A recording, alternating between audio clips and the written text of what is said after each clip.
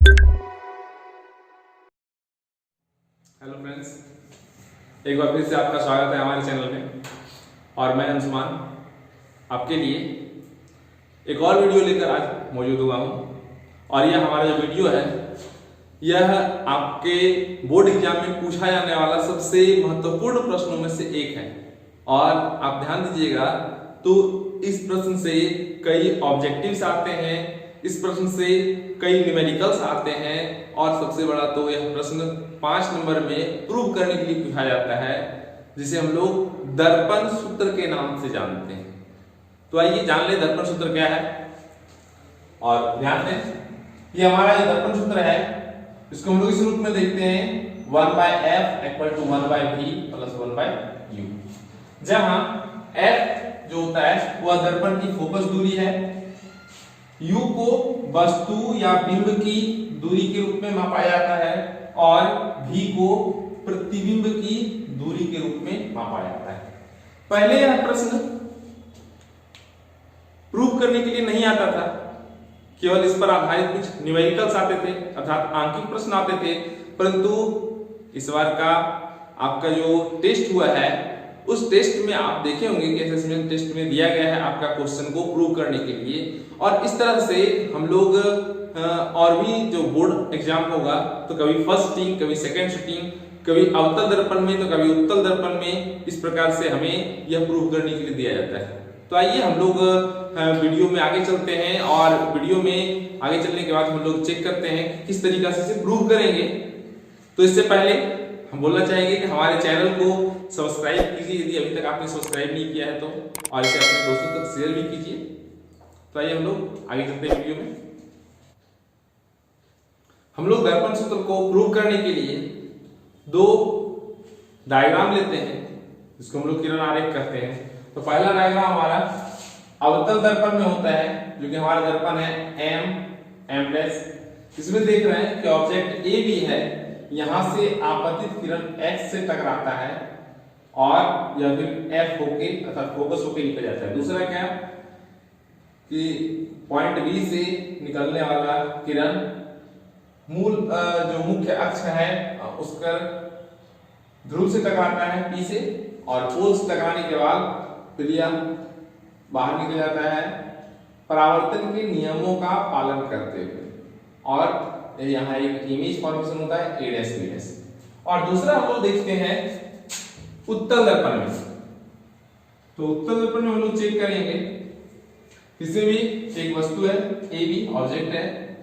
इसका पहला पार्ट जो है कि यह x पॉइंट पर टकराता है दर्पण से और फिर रिफ्लेक्ट हो जाता है I = R बनाते हुए, और दूसरा यह ध्रुव से टकराता है, वहां भी I = R बनाकर रिफ्लेक्ट होता है। क्योंकि दोनों दो अलग अलग दिशाओं में रिफ्लेक्ट थे, एक इस दिशा में तो एक दूसरी दिशा में, अर्थात ये कहीं नहीं मिल सकता। तो इसे हम लोग बैक ड्रॉ करते हैं। तो पहला हम लोग बैक ड्रॉ करते हैं, तो पॉइंट B पर हम दोनों किरणों को देखते हैं आपस में मिलते हुए, क्योंकि यह आभासी रूप से है, अर्थात a' b' पर हमें एक आभासी प्रतिबिंब मिलेगा, जिसे इस तरह से हम लोग सेगमेंटेड लाइन के द्वारा दर्शाते हैं a' b'। और अब हम लोग क्या करेंगे, इसे प्रूव करेंगे। तो आइए हम किसी एक दर्पण को चेंज करेंगे प्रूव करने के लिए। मान लेते हैं हम इस दर्पण को चेंज करते हैं, तो किस प्रकार से करेंगे ये हमें देखना है। और चेंज करते वक्त हम लोग सबसे पहले ध्यान दें कि उसमें जितनी भी रेखाएं हैं हमें हमेशा वस्तु का और उसके प्रतिबिंब का ऊंचाई का अनुपात में प्राप्त हो। मेरा मुख्य लक्ष्य ये है कि वस्तु के अनुपात और प्रतिबिंब के अनुपात का रेशियो हमें लगातार प्राप्त होते रहे, और इस प्रकार से हम अंतिम में कंक्लूज करेंगे। और कंक्लूजन के पश्चात हमारा 1/f = 1/v + 1/u आ रहा है। तो आप देखिए आगे वीडियो में हम लोग देखते हैं कि जो हमारे पास ऑब्जेक्ट है ए बी, इस AB से एक समांतर किरण निकलती है जो X पर दर्पण से जाकर टकराती है, और यहां से फिर F होती हुई बाहर चली जाती है। दूसरा किरण जो B से P पर टकराती है और फिर से बाहर चली जाती है। हम देखते हैं पॉइंट B' पर दोनों किरणें आपस में मिलती है। इस प्रकार से यहाँ इमेज का फॉर्मेशन हो रहा है a' b' पर। अब आइए हम लोग क्या करते हैं, चित्र से आते हैं कि ट्रायंगल ए बी पी में और triangle A dash B dash P में। ध्यान देंगे ए बी पी, यह जो आपका साफ ट्रायंगल दिख रहा है आपको, और दूसरा ट्रायंगल यह है ए डैश बी डैश पी। अब इन दोनों में हम लोग चेक करेंगे तो देखते हैं दोनों में यहाँ एंगल ए है, यहाँ एंगल है ए डैश, ये दोनों राइट एंगल है अर्थात 90 डिग्री। दूसरा ए पी बी आपतन कोण ए डैश पी बी डैश परावर्तन कोण के बराबर होता है, अर्थात कौन कौन समरूपता लेते हैं हम लोग, जैसा कि हम लोग मैथ में पढ़ चुके हैं समरूपता का कर्म, उसमें दिया गया है कौन कौन समरूपता। यदि कोई दो त्रिभुज इस प्रकार हो कि उनके संगत कोण बराबर हो तो वे दोनों त्रिभुज समरूप होते हैं। तो समरूप त्रिभुज में हम लोग क्या देखते हैं कि उनकी अनुपातिक भुजाएं समान होती हैं, यानी उनकी जो अनुपातिक भुजाएं उनका रेशियो जो है वो समान होता है। तो हम लोग यहाँ समान लगाए A B by A dash B dash, A B by A dash B dash, A P by A dash P, हम दोनों त्रिभुज रखेंगे। इसको हम लोग इक्वेशन 1 मान लेते हैं। अब आते हैं इसी प्रकार से हम लोग दूसरा इक्वेशन दूसरा त्रिभुज बनाते हैं, और दूसरा त्रिभुज हमारा कुछ इस प्रकार से होता है, आप देख रहे होंगे, आपको पिक्चर क्लियर दिखाई दे रहा होगा। यहां से हम एक त्रिभुज चुनते हैं इसको, हालांकि एक्स वाई जो है लंबवत नहीं है, परंतु ये दर्पण का द्वार छोटा हो तो एक्स बिल्कुल पी के सामने पड़ेगा, इसलिए इस एंगल को लंबवत मान लिया जाता है। और दूसरा क्या, यह एंगल अर्थात एक्स पी एफ और A dash B dash F, इन दोनों ट्रायंगल के बारे में हम लोग फिर से एक बार बात करना चाहेंगे। तो आइए वहां हम लोग एफ पी एक्स देखते हैं। एफ पी एक्स ये एंगल 90 डिग्री और F A dash B dash ये भी 90 डिग्री, तो दोनों का मान 90 डिग्री अर्थात ये दोनों कोण बराबर हो गए। अगला है कोण एफ, जो कि दोनों त्रिभुज में हम लोग देख रहे हैं शीर्षाभिमुख है, और शीर्षाभिमुख कोण बराबर होते हैं। तो इन बराबर कोणों हम देख रहे हैं, एक कोण यहाँ बराबर, दूसरा कोण यहाँ। जब भी किसी त्रिभुज दो ऐसे त्रिभुज हो जिनके संगत कोण बराबर हो तो हम लोग क्या करते हैं कि हम लोग कौन कौन समरूपता लगाते हैं, और फिर से यहाँ हम लोग कौन कौन समरूपता लगाने जा रहे हैं।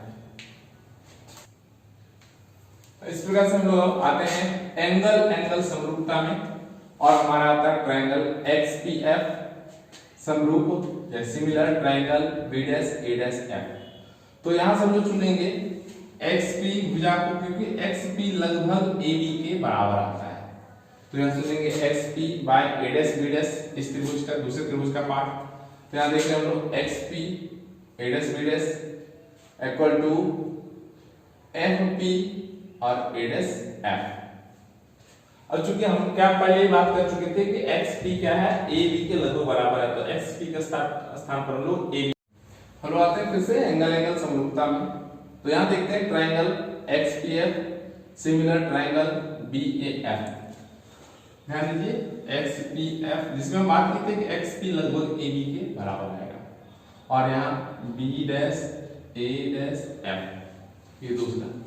तो दोनों का हम लोग संगत भुजा चुनते हैं, X P A dash B dash, जो कि यहाँ मैंने लिखा है। दूसरा है हम देख रहे हैं कि F P A dash F, जो कि यहाँ लिखा गया है। अब चूंकि एक्स पी ए बी के बराबर आता है, इसीलिए हम लोग क्या करते हैं एक्स पी के स्थान पर ए बी लिख देते हैं। हम लोग नेक्स्ट स्टेप चलते हैं चित्र से, कि यह जो ए डैश एफ है, ए डैश एफ को यदि आप चित्र में ध्यान दीजिए तो ए डैश एफ क्या होगा, तो A dash P minus F P, तो वही करते हैं A dash P minus F P. अब हम उसका लेफ्ट साइड यदि ध्यान दें तो चेक करेंगे कि समीकरण 1 का भी left side A B by A dash B dash था, भाई बी डैश छूट के आ रहा है, हम लोग यहाँ लिख लें हाँ ए डैश और बी डैश था। अब हम लोग क्या करेंगे, वहां से समीकरण 1 का मान इन स्थान पर रख देंगे, और रखने के बाद प्राप्त होता है समीकरण 1 में था A B by A dash B dash बराबर A P by A dash P, उसी वैल्यू को यहाँ रख देते हैं। इसका राइट साइड हूबहू उतर जाता है, और हम लोग समीकरण 2 मान लेते हैं। अब आते हैं हम लोग आगे चिन्ह परिपाटी में, और चिन्ह परिपाटी में हम लोग क्या देखते हैं कि ए पी, ध्यान दीजिए फिगर में ए से लेके पी तक अर्थात वस्तु की दूरी, जिसे हम लोग माइनस यू से देख सकते हैं। दूसरा है हमारा ए डैश पी, ए डैश और पी, जिसे हम लोग वस्तु की दूरी प्रतिबिंब की दूरी कहेंगे माइनस भी। और अगला है एफ पी, जो F से लेकर P तक है, इसलिए इसे हम लोग फोकस दूरी के नाम से जानेंगे और इस तरह से हमारा यहाँ सेट हो रहा है। हम लोग क्या करते हैं, इन सभी मानों को समीकरण 3 में रखते हैं। देखिए यहाँ AP की जगह -u रखना है, जो कि मैंने यहाँ रख दिया है। A' की जगह रखना है, A' की जगह रखना है आपको -b, जो कि यहाँ रखा गया है। FP के बदले -f, फिर A' के बदले -b और FP के बदले -f।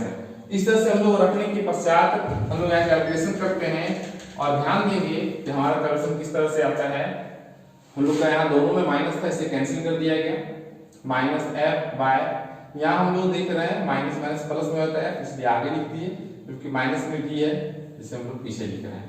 अब हम लोग आगे क्या करते हैं कि क्रॉस मल्टीप्लाई कर देते हैं, f माइनस b को u के साथ और b को -f के साथ। ध्यान दीजिए, f माइनस b को जब u के साथ करेंगे तो इस प्रकार से कैलकुलेशन आएगा और b को -f के साथ। आइए कैलकुलेशन करने के पश्चात हम लोग देखते हैं कि आगे हमारा क्या हो रहा है, और ये होता है uf minus ub equal to -f। अब हम क्या करेंगे, जो हमारा माइनस का पोर्शन है उसे हम लोग इस तरीके से पक्षांतर करेंगे, यानी उनके पक्षों को बदलेंगे कि वह प्लस में आ जाए। तो करना क्या है, यहाँ माइनस है ub को दाहिने साइड ले जाएंगे और f भी माइनस में से बाएं साइड लाएंगे। तो जैसे ही हम लोग f भी को बाएं साइड लाते हैं, प्लस में हो जाता है f भी और यहाँ प्लस में हो जाता है u भी।